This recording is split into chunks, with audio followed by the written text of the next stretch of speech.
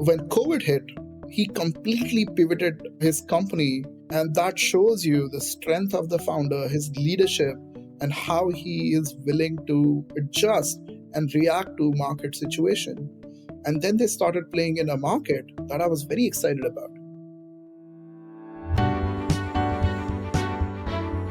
You are listening to the Sure Shot Entrepreneur, a podcast for founders with ambitious ideas. Venture capital investors and other early believers tell you relatable, insightful, and authentic stories to help you realize your vision. Welcome to the Sure Shot Entrepreneur.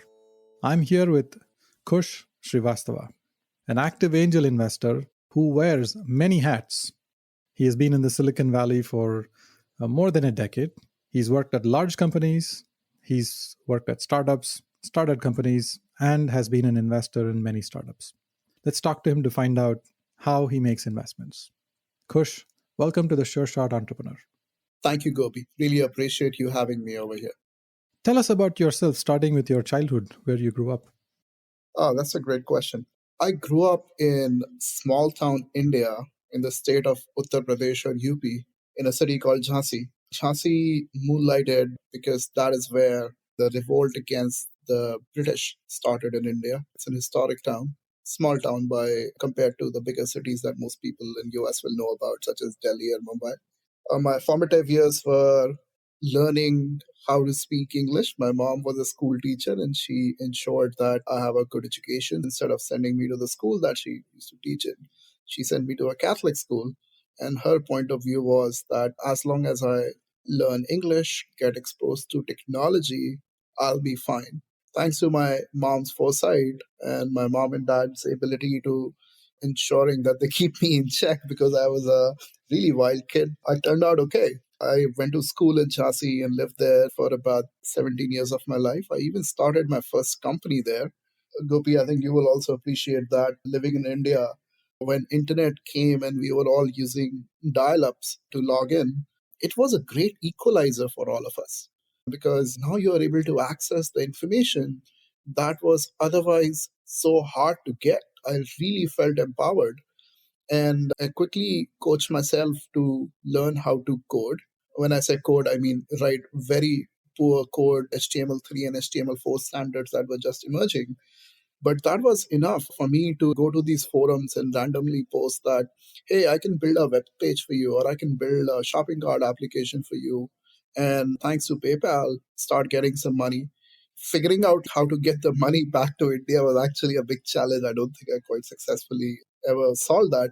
But it was pretty amazing that a kid in one of a really small town in India can go online, talk to people from all over the world, and get exposed to a lot of different cultures, understand what problems exist and try to solve them.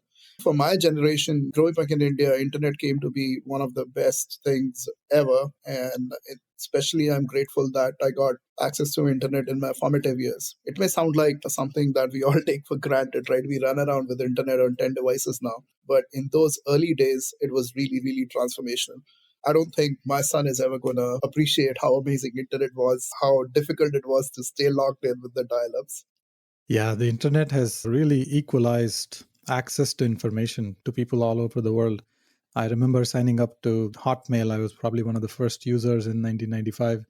And having access to email and being able to message people across the world and get replies in minutes, that was very different from any other form of communication we had experienced. How did you translate all of that experience in India and then move to Silicon Valley?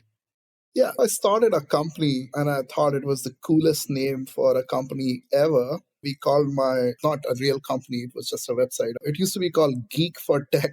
I think that's the best name a company can have, but I was 13, 14 years old. That sounded really clever. I did a little bit of coding here and there, hired a few people, and things were going well. But like every good Indian kid, I had to go to college. In hindsight, I thought that I probably don't need a degree in engineering. So I need to learn how business operates, learn about finances, accounting, and all that good stuff. So I chose to go to get a degree in commerce. And as I was going through school, you get exposed to companies that come for campus placements. And I got my first job at Google. I was extremely lucky to get a job at Google. It was definitely my dream company. I did some of my best work when I worked for Google and met some of the most incredible and smart people during the 8 years that I spent there. The first 4 years of my career, I was in India working on Google AdWords, ads monetization, trying to sell 4 lines of ad text that we are all familiar with on Google. Later, I worked on YouTube, where I joined the marketing team and led a campaign for Indian Premier League, one of the most popular cricket tournaments in the world. We live streamed it on YouTube. I moved to US in 2011 for an opportunity that I just couldn't pass. It was to build a new content store for the Android platform and Google by and large. It was going to be at that time the first app store where you can do everything on the cloud and it syncs. People will probably forget that, but during those days, you have to sync your music, you have to connect iTunes to your iPhone, and for us to build something that can just sync over the cloud at that point of time and be first in the market, it was pretty revolutionary. I came on in as a head of apps and games product marketing globally, ran some of my favorite campaigns. In that role, I got exposed to pretty much all the popular apps and games that you and me would have had access to. And we led the transition from a product called Android Market to what the world knows today as Google Play. After that, I moved on to running partnership marketing and a few other things within the same group. As I was thinking about what the next evolution of our industry in mobile is going to be, one of the problems that started bothering me was that of instead of having access to data, which used to be a good thing, we almost had access to too much data. How do you decide what app should I use because there are so many apps of the same type, or what game should I play, which was my problem. So suppose you and me both like a zombie game, like we like that genre. Like which zombie game should I recommend to Gopi versus which zombie game should I recommend to Kush or somebody else? Was a huge problem. There wasn't even at Google or App Store or Google Play search and discovery wasn't as refined as it is today. I started following a few researchers and a professor at Stanford and met a CTO of a tech incubator who were going to start a company and joined them in 2014 to build this incredible algorithm which are going to be explain why I'm recommending something to you. And that, what some people call it today, explainable AI, was incredible. We sold that company to Pinterest about 7 or 8 months later of founding it to Pinterest, and that became the foundational pieces of Pinterest MI and AI capabilities and a lot of their ads infrastructure. A large part of the team, I think, is still there. I didn't join Pinterest. I was compelled to carry on with my entrepreneurship journey. So I started another company in the legal tech space. This is something that I think you will relate to as well. When you meet your friends in the valley and you're sitting at a dinner table and suppose there are 6 people, between the 6 people you have like 10 Ivy School degrees. Collectively, they are so wrong about visa laws or how to get a green card. And these are common immigrant conversations that you have. Hey, so I'm switching my job. How do I transfer my H1B? I'm going through my naturalization process. What should I do? I'm going to apply for a green card. What about my spouse? We all talk about these conversations. And I thought collectively, no one really knew the right answers. So during my last startup, we had built a product graph. I attempted to build a legal graph that can explain, given your context, what should be the right solution. We also dabbled with smart contracts at that point of time because blockchain was emerging to understand, can I put it something on a decentralized ecosystem and see what kind of responses I'm going to get. The startup didn't do as well, but through that startup, I got introduced to Stanford Law School, joined them as a fellow, and researched a lot on smart contract, blockchain, law, and policy. During that time, I also got involved and connected with my Google roots and found a community of ex Googlers who are now building companies outside of Google. And we started supporting each other. Supporting each other initially was just in terms of help and advice, reviewing pitch decks, connecting each other with different venture capital companies and investors that we knew. But very soon we realized that we have to take a bet on ourselves. We can invest in each other. So I co founded a syndicate And that was my foray into angel investing. As we sit today, that syndicate has made about 40 plus investments, had many exits. Some companies, which I'm delighted about, were acquired back by Google, and collectively they have market cap well north of a few $1 billion. Some of the best companies came out of the Google system. We were just lucky enough to play a small part in their success. We do about 300 plus events every year. We organize demo day. Just yesterday, we did our demo day on blockchain. And the goal really was to create an index of the smartest Googlers and who are going to just invest in each other. And the belief was that we're going to end up creating some of the greatest companies the world has ever seen. Outside of that, Gopi, you and me started INSEAD, which is our business school, angel syndicate or angel group in the US. That exposed me to a whole different variety of startups, very different than the ones that I saw from Google, which were largely focused on tech. With INSEAD, there were startups that were focused on fashion and clothing, transportation, and some really, really cool stuff that has nothing to do with what we do in the Silicon Valley. And that was a great exposure to learn about other industries. After that, I joined Verizon through their acquisition of Yahoo. Most recently, I was the managing director at Verizon and run P&L of a group called Yahoo Small Business, which is pretty amazing because the first GM of that unit was Jeff Ralston, who's like a demigod in my opinion, the CEO of Y Combinator. I'm so glad that I could step in as a footstep and do some meaningful work while I was at Verizon. You have had a colorful career over the years, starting at the age of 14 when you first started your first business. Then you worked at large companies, and then you started angel investment groups like the Zugler Group and the INSEAD Angels along with me. More recently, you were at Yahoo Small Business. Before we jump into the angel side of things, Yahoo Small Business was also the division that was originally founded by Paul Graham and sold to Yahoo, and it was via web. That's an important milestone in the journey of Silicon Valley. Absolutely. That is what seduced me to accept the job offer. For most people, it's like the graveyard of internet brands, but for me, it was the history that I grew up with. Paul G, when he created Via Web, that was really the first time it became easier for small and medium businesses to create an e-commerce store. It was Shopify way before. Like imagine Shopify 10 years before Shopify was even born. He was just way ahead of his time, of course.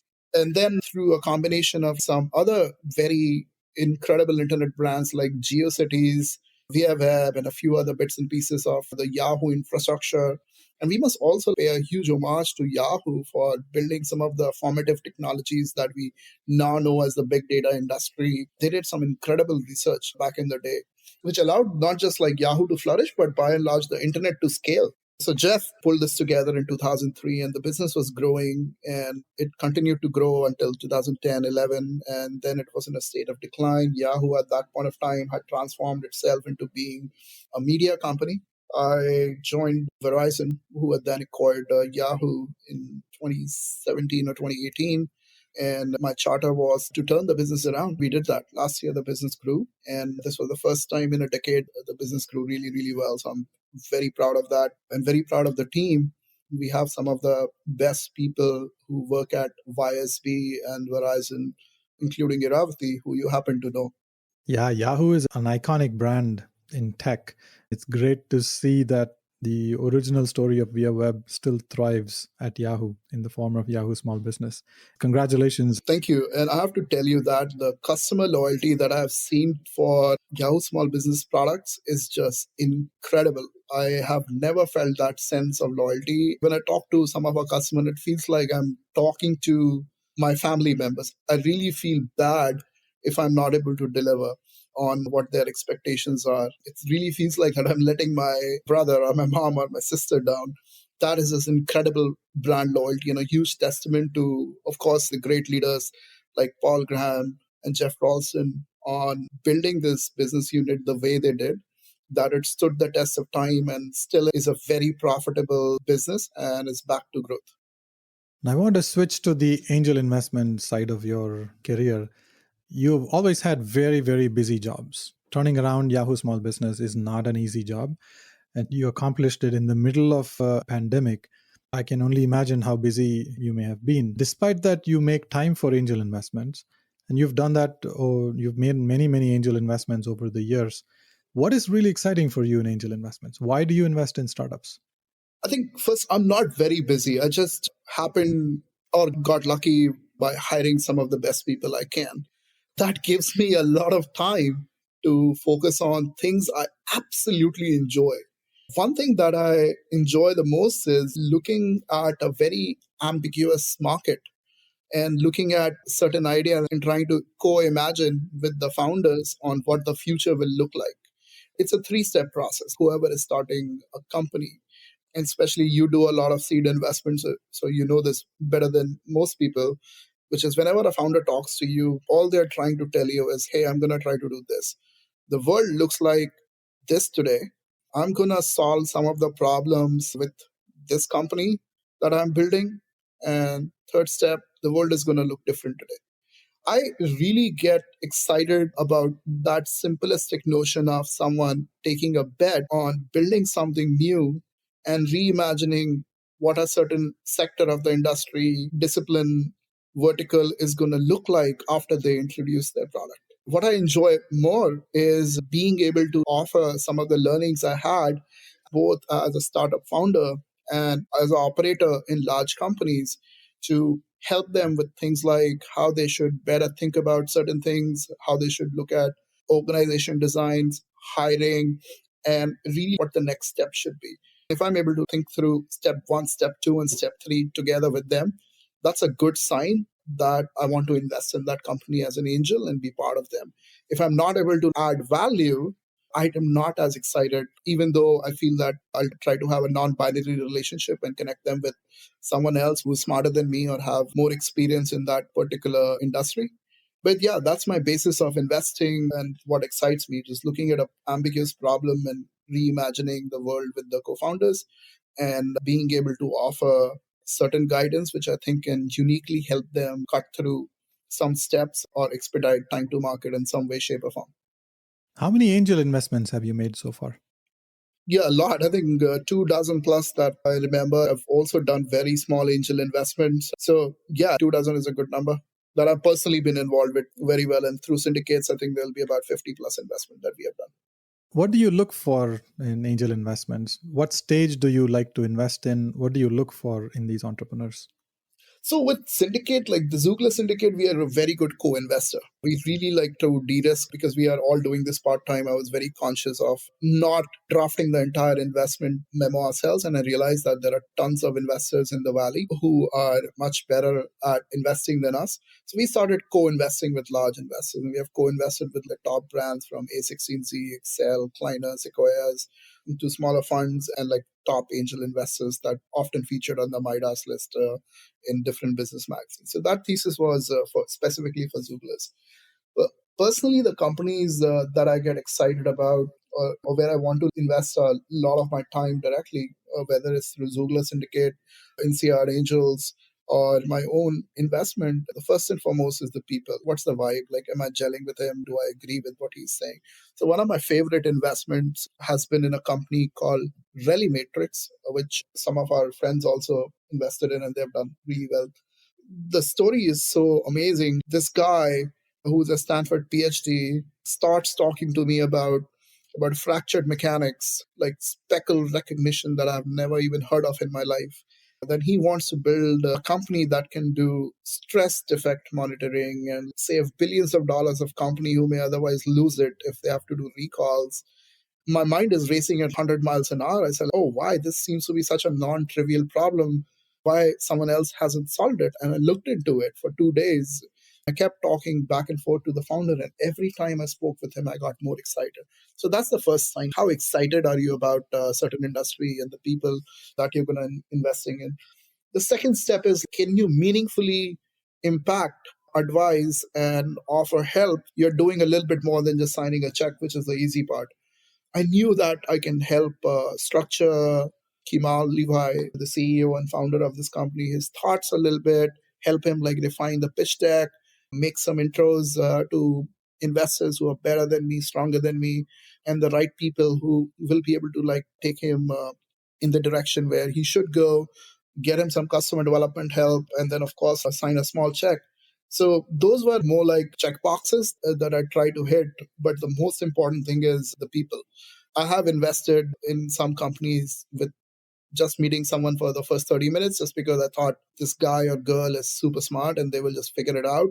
I probably saw very clearly that I'll be able to offer them a little bit of help. But one of my most successful investments are usually where I spend time in getting to a point where the founder and me have the same belief and the same ideology and have a decent sense of what the journey looks like ahead of us. We can each play our role helping each other become better, me as an investor and the founder as the leader of the company. Because very soon, once you have the money, what are you going to do? You're going to hire, how you design your organization, who your first hires are, where you're going to build the team, how you're going to get your first few customers. All those things are extremely crucial. And most angel investors who just like sit on the sidelines, as I did in the past, those investments tend not to work. But if you get a little bit more involved, you're going to have a much more profound impact on the startup. You will be much more gratified. And at the same time, I believe that you will de risk your own investment. Not saying that you need to do the job of the founder. That's not the idea. You don't need to spend an obnoxious amount of time working on the startup, but you should be able to eliminate or at least like consider the scenario that you will be able to offer help and move the conversation forward whenever the founder reaches out to you. That is the key for me when I look at investments. Yeah, I remember having conversations with Kemal Levy. He's very spirited entrepreneur, as someone who specializes in something obscure that no one really knows about. He's a specialist in fracture mechanics and non-destructive testing. These are not topics that typically come up in normal conversations. When you meet entrepreneurs like him, maybe you could give other examples also. What do you ask them? What are questions that are on your mind? What answers are you looking for? I think one of the questions that I started asking recently is if you're not doing this, what would you be doing? There's no wrong or right answer here. But then I've seen most good entrepreneurs have such a clear view about what they're doing that they ask me back and saying, like, tell me what's better and I'll do that. That's a very profound thing to say. The questions that I usually ask is just try to filter their background, ask them about their beliefs, where they grew up, like why are they thinking about this problem, who else have they met, some just boilerplate filter questions. But the idea is that through this small talk, just trying to see, do I gel with this person? Do we have the same worldview? When I do, like you start getting a little bit more tactical or strategic, whichever way you look at it, thinking about the business more holistically. And once you have those conversations about, okay, step one, the world is this, step two, I will do this, and the world is going to be different, that brings out a lot of emotion. That brings out a lot of incremental to leapfrog ideas. And if I'm able to like get there and I'm able to like offer help, that's a strong filter for me to go ahead and write a check. The descriptions that you give sound quite daunting. It feels like they got one chance to impress you and they have to tell the story that resonates with you very quickly. If it doesn't, is there a second chance? Have you given entrepreneurs a second chance to tell their story and then invested in the company? Absolutely. Every person that I meet, I think I tried to articulate it. I try to have a non binary relationship with the founder. First and foremost, I think of myself as the cheerleader of the startup ecosystem. I'll give you a quick story about one of our friends, Tommaso. He's founder of a company called Toka. Just an incredible guy. He's done significant amount of work in private equity and has turned around many companies. He originally had this idea around Toka to kind of premise it on like, hey, it can be a replacement for business cards, had somewhat of a B2B slash B2C play. So I loved Tommaso. I loved his team, but I didn't quite get there with him on the idea. That said, when COVID hit, he completely pivoted his company. And that shows you the strength of the founder, his leadership, and how he is willing to adjust and react to market situation. And then they started playing in a market that I was very excited about. They built an event management platform. I fully trust in Tomaso's ability to drive up sales. He has the right expertise, the right contacts to scale the business even further. Then another person that I admire the most, Bob, he joined them. And it was a no brainer. So It was easy for me to say no to Tommaso, even though he's a really, really smart person first time, because I wasn't excited on the product market fit. But the second time during COVID, which is just last year, when he pivoted his company to a business where I thought I will be able to like give meaningful feedback, it was very easy for me to get behind them and write a small check. Okay, that gives me a little bit of hope here that there is a second chance and perhaps even a third chance when the right business and the right market appears. Yeah, startup founders shouldn't think of angel investors as kingmakers. We are not. We don't read tea leaves. Good angel investors will be excited about the founder and the idea. That's what I try to do. If I'm not excited about either one, I usually won't invest. But that doesn't mean that you can't leverage the expertise or be shy about asking more questions. Don't think of it as a binary relationship, whether you'll get a yes or you will get a no. Silicon Valley is a very special place. And what makes it special is that failure is celebrated, no is never no, and it can turn to yes. Like in the example of Toka that I gave you, more often than not, founders should realize that investors, more than them, have serious FOMO, which is fear of missing out. If you like the angel investor or any other investor, and even if they don't invest, but you think they can add value, don't be shy to ask them for time and feedback. They will very likely invest time in you and maintain the relationship. Roughly, how many investments do you make in a year? If you're taking meetings, and especially if you're taking follow up meetings with founders you may have said no to previously, I really like the way you phrased it. No is never really a no, it may be a beginning of a yes. How do you make time for entrepreneurs, and how many investments do you make per year, roughly? Don't have a target in mind. I tried this and I missed investing in this incredible company based out of India called Vahan. And I'm sorry to the founders, I should have invested. They're great people. Because I was trying out that, hey, I'm going to try to hit 12 companies that year and my check size is going to be small. But I don't think that's the right framework. You should invest based on whatever liquidity is available to you. You should try to invest in whatever companies that you're excited about. Then I used to be more aggressive about building a portfolio when I was early on investing. But right now, I just want to work with the best founders. So probably like 4 or 5 investments a year and then a few with the syndicates. Well, thank you for candidly sharing the missed opportunity story. That's very authentic. When things don't go well, angel investment is very risky, and it's often possible that startup investments don't go well. What do you do? Try to find a soft landing or a graceful exit for the founders. As an angel investor, I expect to lose most of my money. I also expect that many startups are not going to succeed. Our job is to just ensure that we de risk as much as possible and give our portfolio or the investment that we have done a chance to succeed. But it does not guarantee that everything is going to work out. Usually, I try to have a very candid conversation with the entrepreneur, try to see what's the best landing spot I can get for them and therefore their team, which could be as simple as sending out email to different corporate ventures or corp dev teams and seeing if they're interested in talent acquisition, interested in like buying out certain assets. If that doesn't happen, just ensure that there is a legal closure. What I absolutely don't like is these limbo companies. They're not good for the founders, they're not good for the investors, where the entity is alive, but there is no real work being done. The founder ends up doing some side hustles. In those cases, I try to find conversations like, let's put a date to it and what we are going to change by that date. If it doesn't change, let's shut down the entity. At least we'll get tax write off on that. But otherwise, for most people that I invest in, they're extremely sharp people and are good hires. So they end up figuring out the next steps. In many cases, they start another company. And in many cases, I have doubled down on the next idea with them. Well, this is great. I'm glad that you talked about failures, and sometimes outcomes are not exactly how we expected, but failure is not a ding on your resume in Silicon Valley, especially. It's good to have that experience, learn from the experience, and bounce back.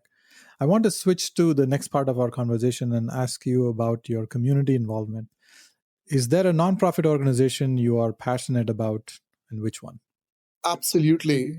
There's a nonprofit organization based out of India called Guardian of Dreams that is started by a dear friend of mine called Gloria. She used to work at Google. She left her job to work for another NGO called Make a Difference and made it one of the most successful NGOs in India. And then about a few years ago started Guardian of Dreams. in which she picks out these amazing programs that are custom curated for kids in different cities in India. And she tries to be the guardian of their dreams, which is like, what do you want to do? What do you want to become? Can I fund your education in some way? And be there like a big sister and an angel to them. I absolutely admire that someone who had soft cushion job in arguably one of the best and most sought after companies in the world leaves that company to do something as meaningful and change lives for children who then go on to create more opportunities for themselves as well as their families and friends. So I think what she's doing is absolutely incredible, and I'm a big supporter of Guardian of Dreams. GoDreams.org. Please donate if you can. Kush, thank you very much for sharing a lot of interesting stories from your experiences through your career and through your angel investments. And you've touched on many topics that are often not talked about, including some failure stories on how to handle them. Thank you very much for sharing your stories. I appreciate you having me, Gopi. Thank you for listening to The Sure Shot Entrepreneur. I hope you enjoyed listening to real-life stories about early believers supporting ambitious entrepreneurs. Please subscribe to the podcast and post a review. Your comments will help other entrepreneurs find this podcast. I look forward to catching you at the next episode.